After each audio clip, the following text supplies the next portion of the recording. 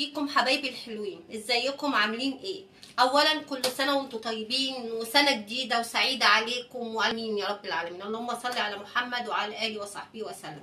النهارده هعمل لكم كبده برده. طبعا انا هعمل بره وطريه من جوه، ولا هتفك في الزيت ولا اي حاجه خالص، هتبقى زي بتاعت بره بالظبط.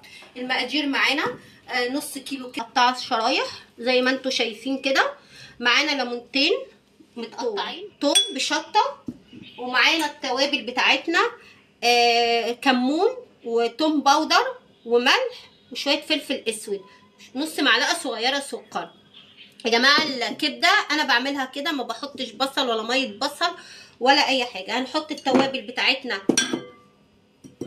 كلها على بعض.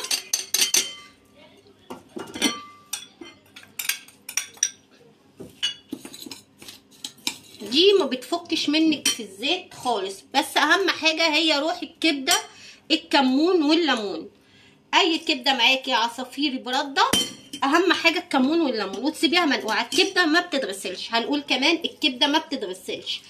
كل المقادير بتاعتنا مع بعض، الثوم والكمون وشويه الفلفل الاسود ومعلقه السكر. هنقوم واخدين الكبده بتاعتنا ومتبلينها حاجه حاجه زي ما انتوا شايفين كده، ونحط لغايه ما الكميه تخلص.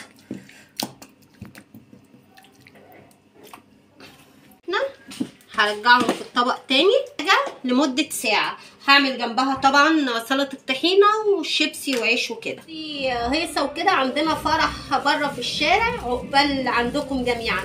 معانا الرده، هنحط الرده، نتبل الكبده. والتكايه بقى يا حبايبي اللي بتخلي الكبده مقرمشه، معلقه نشا، هي بتخليها مقرمشه وما بتشربش زيت.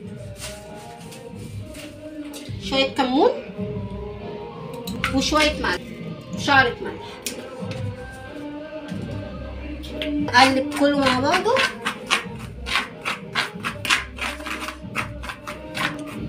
واحط بقى شرايح الكبده واحده واحده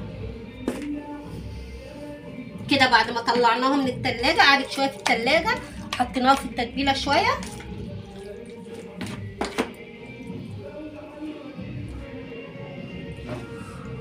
هتبلها، هضغط عليها كده.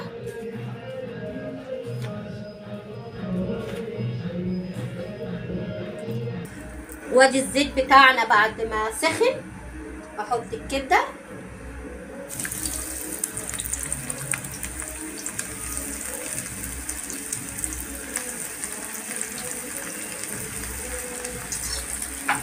ما اقلبهاش دلوقتي، يعني هي بتتقلب مره واحده بس، هتطلع الواحده بوحدتها ومقرمشه وجميله. شايفين لونها؟ اتفرجوا عليها بقى لما تخرج من الزيت.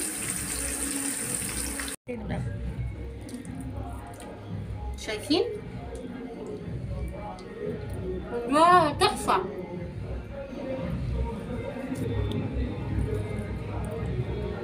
دي الكبده بالرده، ولا شاربه زيت ولا اي حاجه.